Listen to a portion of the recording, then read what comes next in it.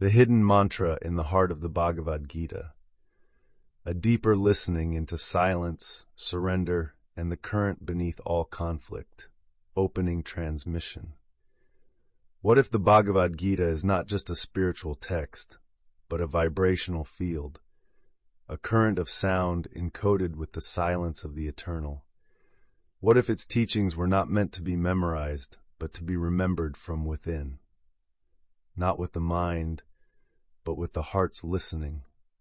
Hidden deep within its verses is a mantra that does not ask to be spoken aloud. It asks to be lived. It is not chanted on beads. It arises in the quietest moment between decisions. It reveals itself only when everything else has failed. This is the mantra not given to seekers, but revealed to warriors on the edge of their own unraveling. Today, we enter the battlefield with Arjuna. We lay down the bow, and we listen, not for answers, but for the sound beneath thought. 1. The Gita was never just a dialogue, it was an inner event. The Bhagavad Gita was not written like a modern teaching. It came through as a pulse. Each syllable carried the frequency of stillness within action. Stillness that could only be heard by one whose identity was collapsing. Arjuna's crisis was not a metaphor, it was a portal. The moment when the structures of meaning began to dissolve, when even Dharma became confusing and the concept of rightness shattered. The Gita begins with the failure of all external knowledge. And in that failure, a deeper knowing begins to rise. This is how the hidden mantra is born. Not from clarity, but from breakdown. Not from memorization, but from surrender. 2. The collapse of Arjuna was the initiation of inner sound. We often think of mantras as syllables to chant with the lips. But the most powerful mantras are not spoken. They are heard when all noise inside the mind has gone quiet. Arjuna's bow fell, not because he lacked bravery, but because he saw the unbearable contradiction in action itself. How can I fight my own kin? How can I kill the body while holding on to the soul? This collapse is necessary, not to weaken the seeker, but to prepare the soul for a new kind of listening. It is here that the silent mantra begins to rise. The mantra that comes not from outside, but from within the core of your being. A whisper from the truth that was always there, but drowned out by duty, fear, and thought. 3. Krishna speaks not to Arjuna's mind, but to his breath. What is often missed in translations of the Gita is that Krishna doesn't just answer Arjuna's confusion. He retunes his entire energy field. His words are not instructions. They are frequencies. Each verse is a current meant to realign the breath, to stabilize the subtle winds, to restore remembrance through vibrational anchoring. Krishna is not convincing Arjuna. He is awakening him. He does this not with logic, but with the cadence of presence. When Krishna says, "Abandon all the roles, all the duties, and surrender to me alone," he is not speaking of blind obedience. He is initiating Arjuna into non-doership, into that place where all action flows from the unmoved center, where choice dissolves and movement becomes grace. For the mantra is not made of words, but of what they point toward. The hidden mantra of the Gita cannot be found in any one verse. It is not a chant you can repeat. It is the inner recognition that arises when all strategies fail. When Arjuna realizes that neither retreat nor attack will bring peace, he finally becomes still. And in that stillness, something ancient reawakens. The mantra reveals itself as a feeling, a current, a knowing. It sounds like this, though it has no words. Let what is moved through me. I do not belong to action. I belong to presence.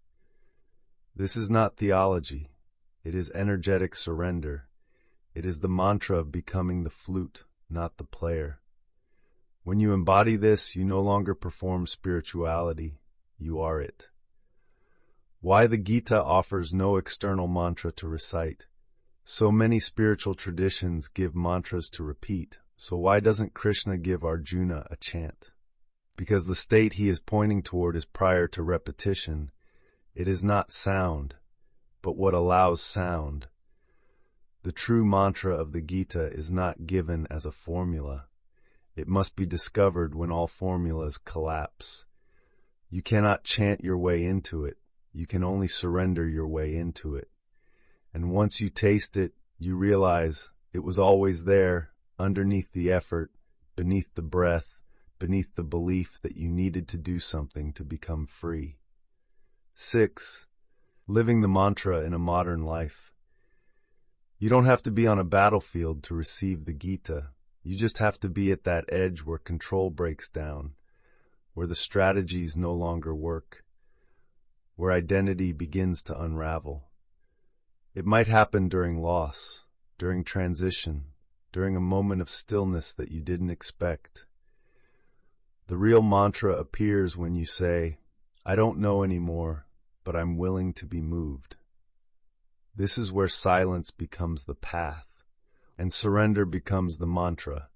From here, you act but without clinging, you speak but without trying to prove, you love but without needing to be loved back. This is the way of the Gita, not a philosophy, but a frequency. 7. Letting go of the bow in your own life. What is your bow? Is it your belief in needing to fix everything? Is it the story that says you're not enough unless you're achieving something? Is it the idea that you must understand everything before you move? Let it fall. Let the bow drop. Not in despair, but in trust.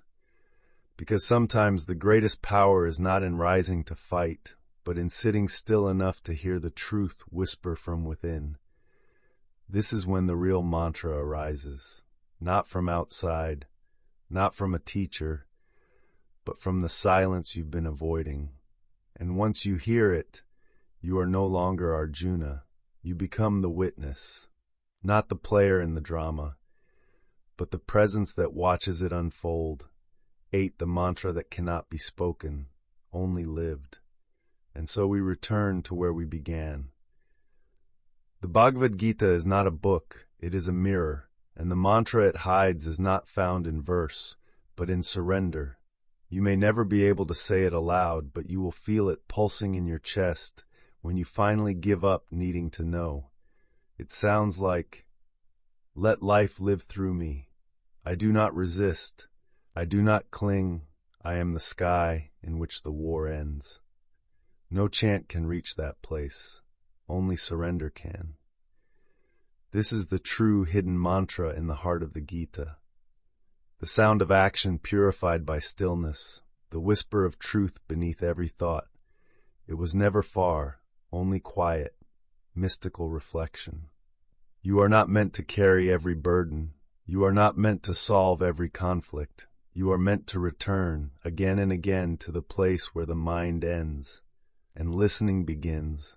Let the bow fall. Let the silence speak. Let the presence act. This is the Gita's gift. Not a chant, but a current. Not a rule, but a rhythm.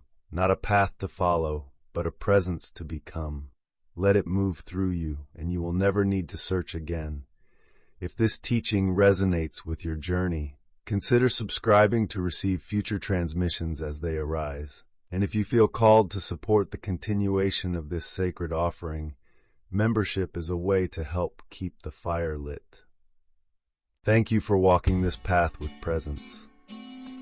Next transmission, Secret Teachings of the Markandeya Rishi, a glimpse into the immortal seer whose wisdom pierces time itself.